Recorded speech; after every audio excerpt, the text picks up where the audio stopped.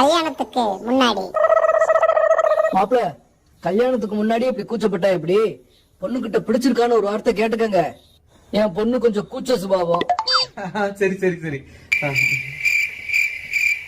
ஏங்க, உண்மையாவே உங்களுக்கு என்ன பிடிச்சிருக்கா?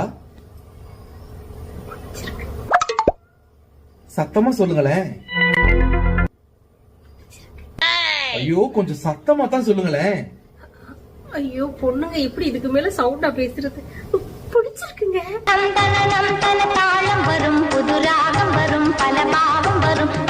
கல்யாணத்துக்கு அப்புறம்